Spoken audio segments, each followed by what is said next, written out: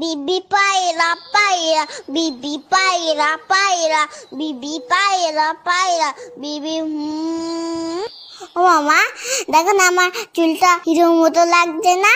হ্যাঁ তো, তবে বাবান চুলটা আরেকটু কাটিয়ে নিয়ে আসি চল, তাহলে পারফেক্ট হিরো লাগবে। ও মা শোনো, তুমি দোকানদারকে বলবে আমাকে যেন হিরোর মতো চুল কাটিয়ে দেয়, পুরো যেন শাহরুখ খানের মতো দেখতে লাগে। ও মা বলো না, বলবে তো? বলবে না তো?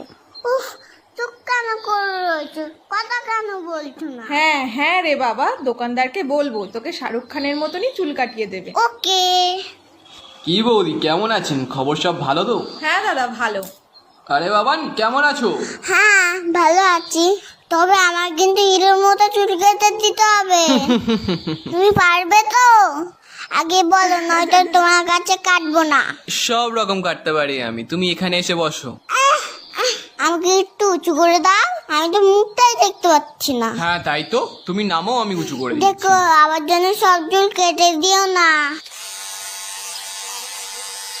আহ বাবা নড়ো না, কান টান কেটে যাবে কিন্তু। ও দাদা, একেবারে মুড়ো করে কেটে দেবেন। হ্যাঁ হ্যাঁ, বুঝেছি বুঝেছি। আমার চুলগুলো কোথায় গেল?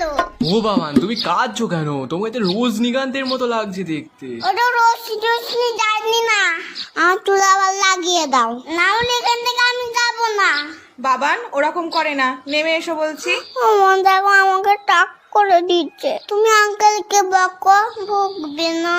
শোন, টাক হয়েছিস তো কি হয়েছে, ও আবার দুদিনে চুল গজিয়ে যাবে, তাছাড়া তো তোর হিরোর মতনই লাগছে। ঠিক আছে ঠিক আছে, টাক যখন হয়ে গেছি তাহলে চকলেট দাও।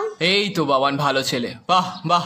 তুমি চুপ করো, তোমার দেখুন আর কখনো চুল কাটতে আসে না।